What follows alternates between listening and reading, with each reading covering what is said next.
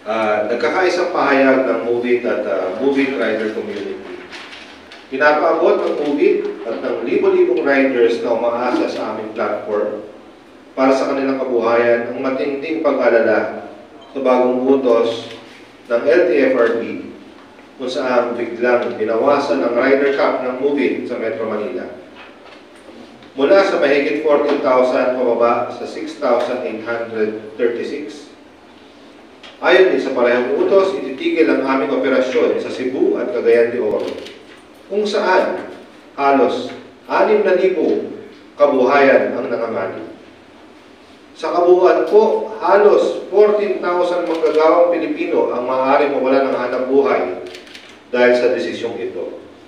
Inilabas ang utos ilang araw bago ang Labor Day. Isang panahon sana para sa pagdiriwang at pagkilala sa mga manggagawa ng bansa.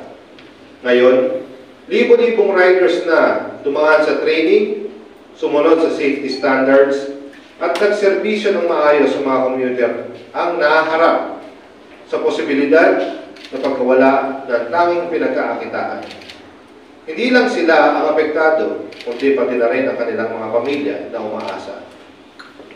Sa simula pa lang buo ang suporta ng MOVIT sa layunin ng gobyerno para sa mas inklusibong pag-unlad sa pamamagitan ng pagbibigay ng marangal at technology-enabled na kabuhayan sa iba't ibang bahagi ng bansa. Malaki ang naging investment namin sa training, safety at compliance para matiyak na mataas ang kalidad ng serbisyo ng aming riders. Pero sa utos na ito, nanganganib papura ang mga tagumpay sa employment at digital inclusion. Isa rin itong nakakatismayang mensahe para sa libo-libong manggagawang umaasa kasama sila sa pag-angat ng ekonomiya. Alam namin may mandato ang mga regulator at mahalaga ang maayos na pamamahala sa transport sector.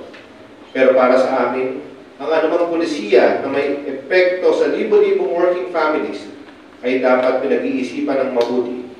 May malasakit at may konsultasyon sa mga direktang apektado. Sa pagkakataong ito, ikinalulungkot namin walang ganitong konsultasyon bago inilabas ang utos.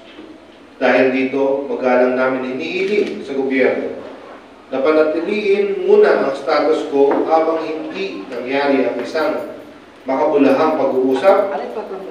Makatulong ito para masusing pag-aralan ang epekto ng utos, hindi lang sa transport policy, kundi sa totoong buhay ng mga tao. Ang MOVIT at ang aming rider community ay bukas makipagtulungan sa gobyerno para bumuo ng sistema na parehong tumutugon sa pangailangan ng commuters at kapakanan ng drivers.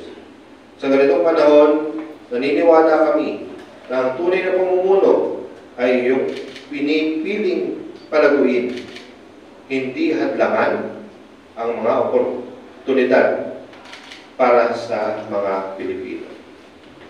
Yun lang po. Maraming salamat.